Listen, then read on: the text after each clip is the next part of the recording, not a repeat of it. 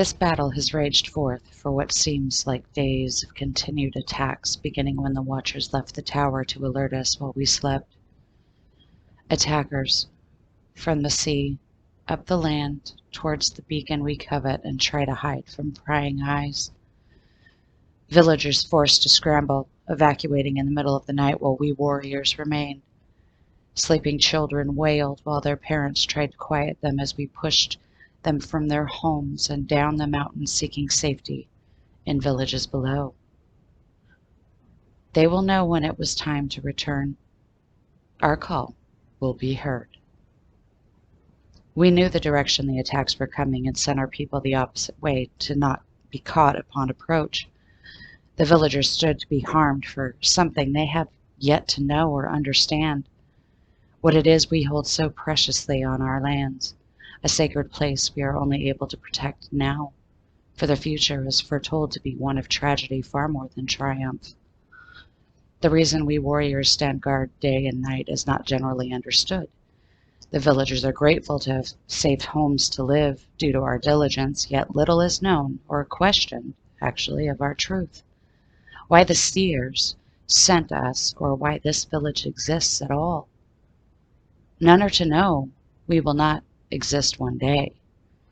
Not much will remain of what we call life.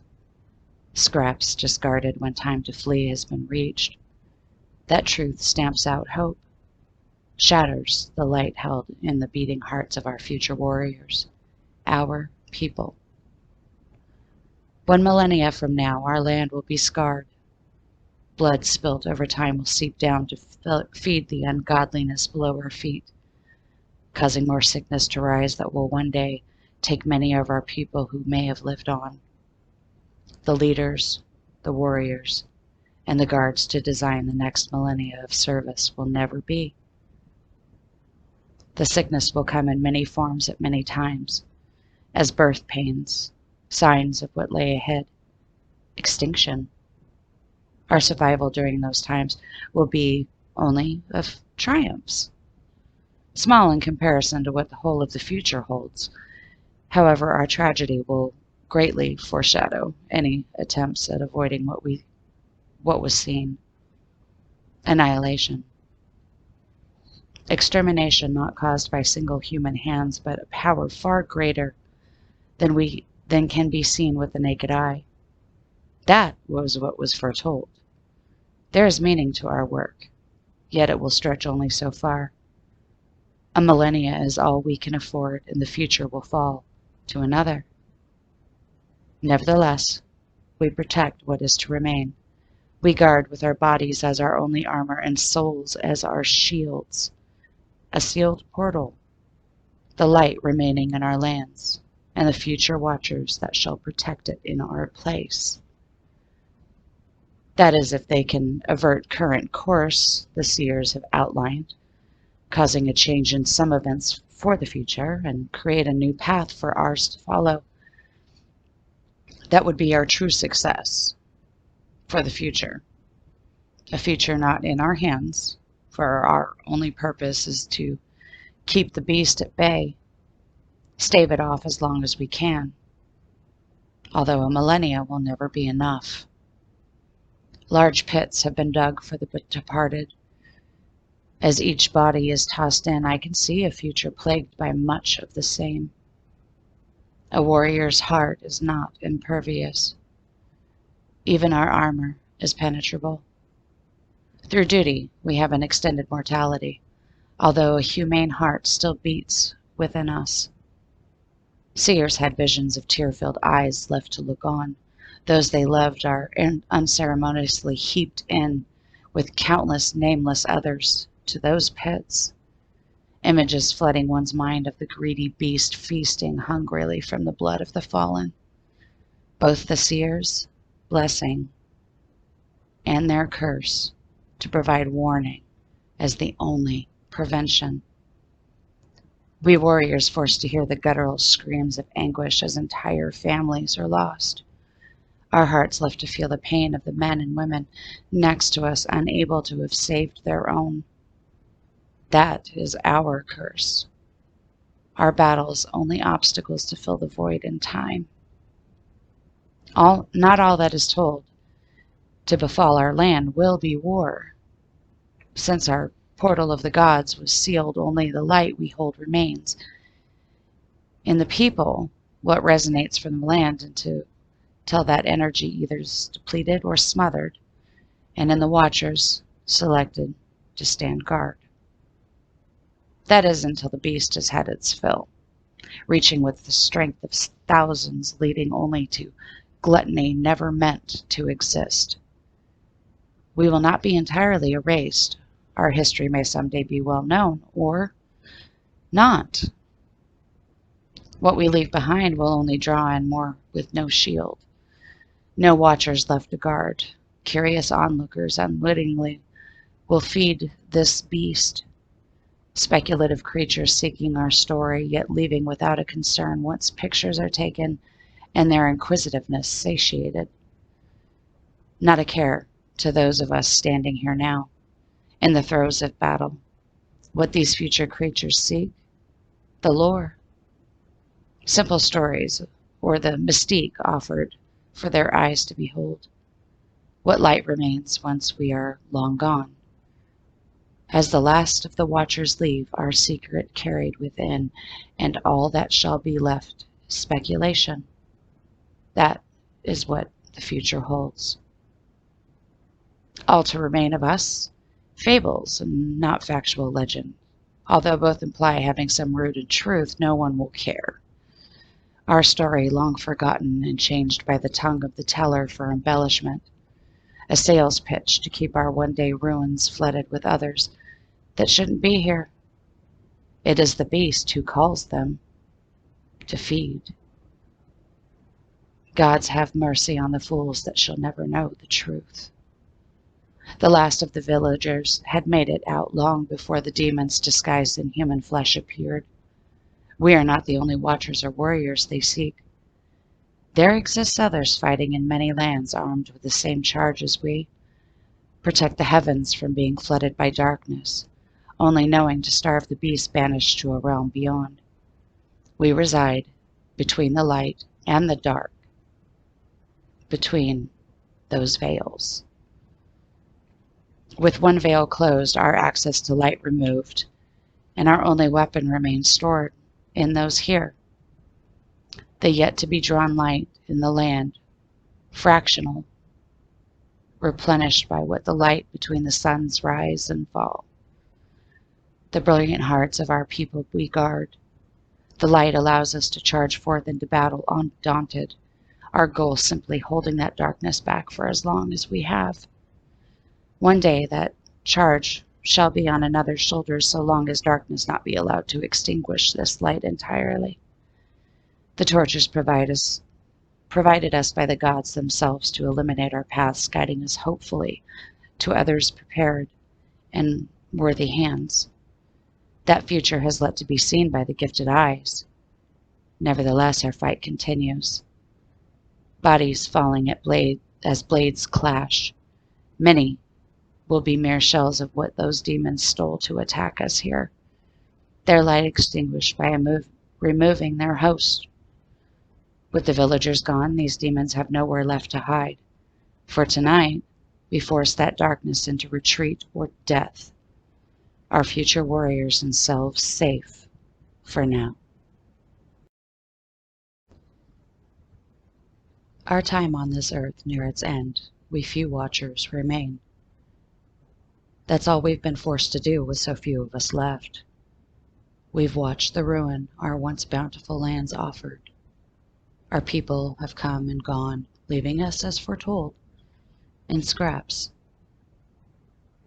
to intrigue those who do not care enough to take our swords and battle forth.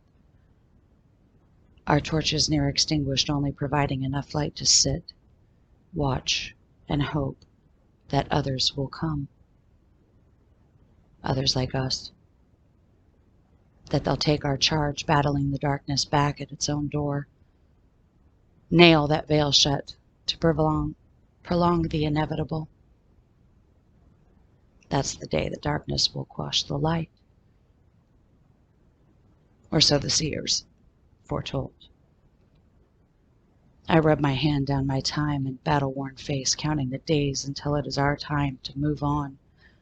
Our tasks completed to the best of our abilities, our fates now sealed and left in the hands of those that removed the light from us to forge ahead.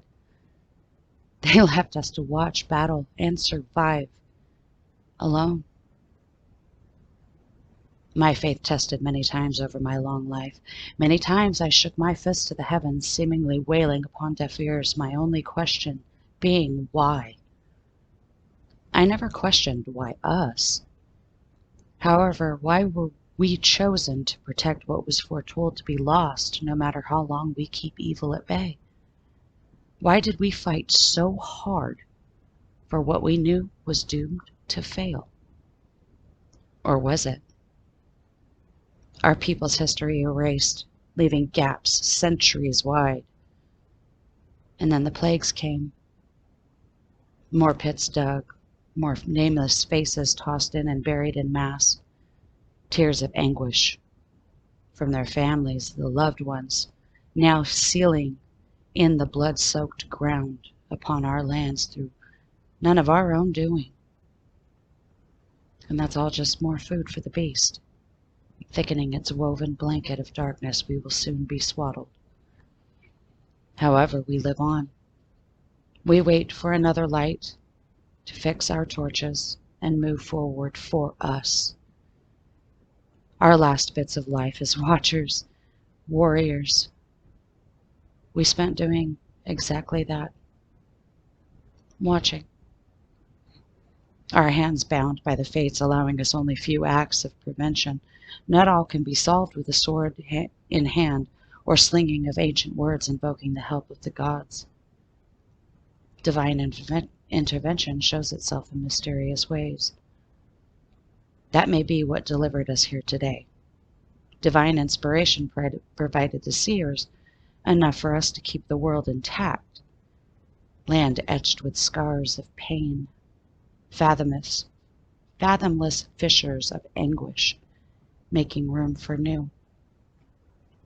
Quite possibly that was our charge from the beginning, not only protecting the lit path ahead, but protecting a future path with choices all its own.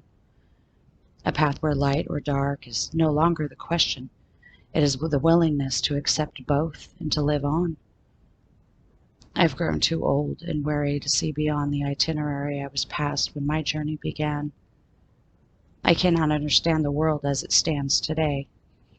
Anger floods me at the sight of barely covered feet trampling over those I thought valiantly to protect, further forcing what was once ours downward towards the bellies of the beast, crushing what proof remained that at one time we ever existed. Instead of taking turns at watch from our tower, awaiting hordes of those darkened souls to die by our angelic blessed blades, we watch the humans, both good or not, and still our hands are tied. Prevention, protection, no longer in our hands as evil has taken a new form. There are odd, singular incidents in our once sacred space. Evil seeds planted in humans forcing its will upon the innocent who walk alone. Single seeds far stronger than the swarms we once battled. My brethren and I forced to watch heinous acts of one human upon another. No truthful explanation, only scraps. That may lead to the answers to the question why. We have come to believe many humans don't even care if that question gets an answer, satisfied with only finding out the who or the how. We can see beyond that, a far larger picture than humans can even grasp. We watch those who perpetrate the evil we vowed with our souls to starve away. To our eyes, the how these acts are carried out is evident. The who involved not necessarily held accountable and can be considered innocent hosts unless they themselves had already coveted darkness in their hearts. However, what separates us from the humans is we know there is a why, and that is darkness grasping at another fingerhold closer to extinction, annihilation of all light left. My brethren and I stay in our tower, continuing our observations as we have for the past millennia. There is not much left for us to do. We have few tools that work for the tactics employed for time. However, it is unfortunate, but times and the game has changed. Those provided the tools to carry on our fight never came, and still we wait. Haggard and sluggish, we wait with hope-filled hearts. How much longer must we wait?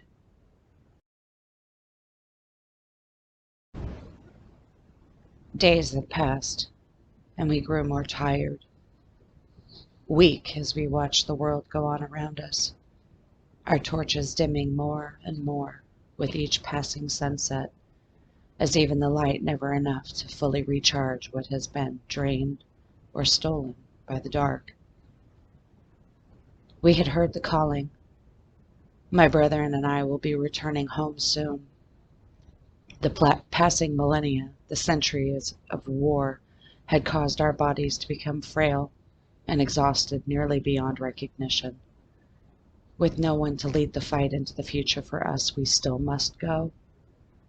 Keeping only hope in our hearts, our work will be continued through others in some way. I had fallen asleep on the floor of the tower when the light struck my face, causing me to jolt upright. Peering over the sill of the open window, I quickly call out to alert my brethren that it was time. We must go. We run in a line down the spiral steps inside our tower home. One of my fellow watchers flinging open what remained of the door at the bottom, flooding the landing with bright, warm light pulsating from outside. The shock, seeing odd drawings and markings at the base of what had been our home. How did these go unnoticed for so long?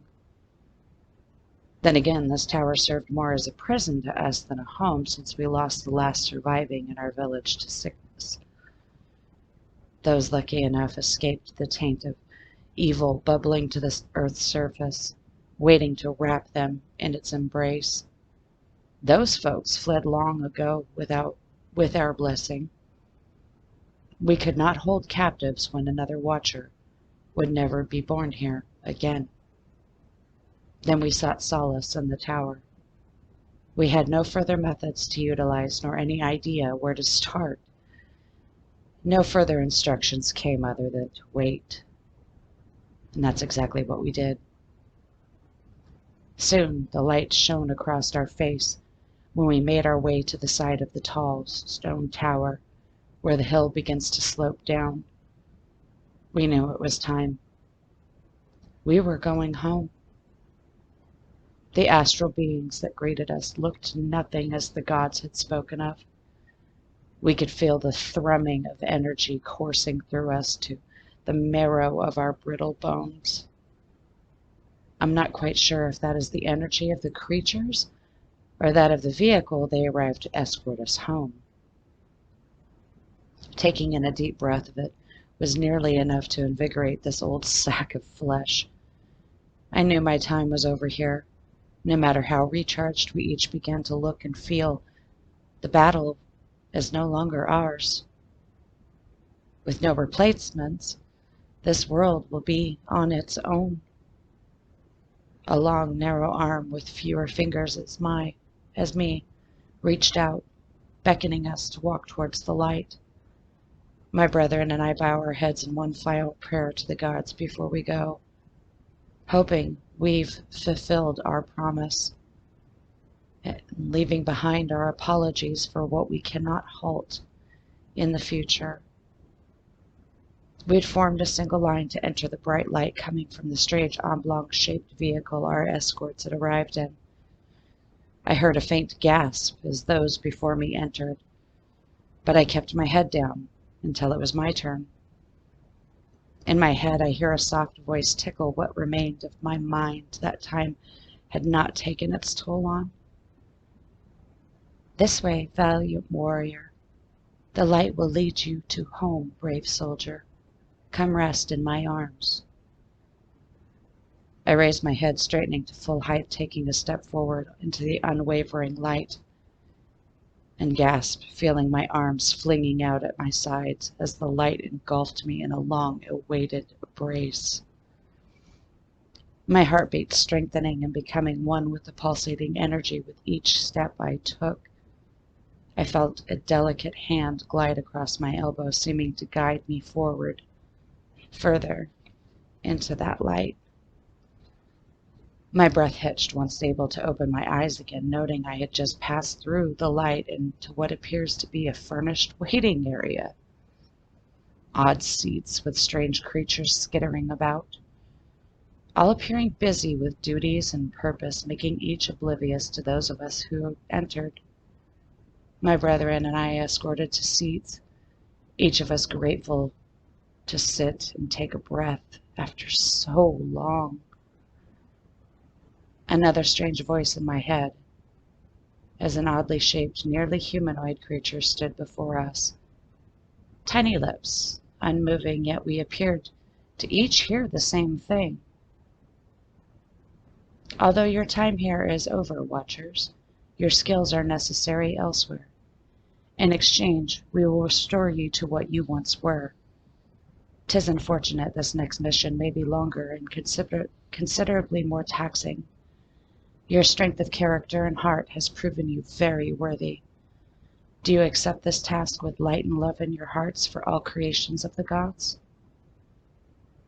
My brethren and I exchange brief glances before we turn our eyes back to the creature speaking in collective unified voices. We do. We bow our heads towards the creatures as a sign of respect and acceptance of their offer. The creature appeared to have a slight smile on its face as it responded in our heads once again.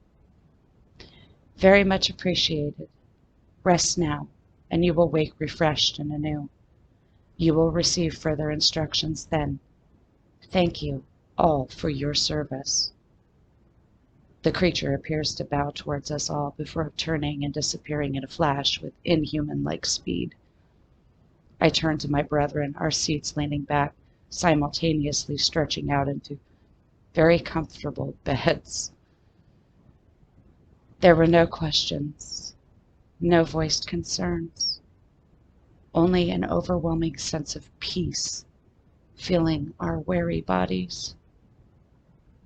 We drifted off to a peaceful slumber with renewed hope in our hearts that our next responsibility will be more successful than the last.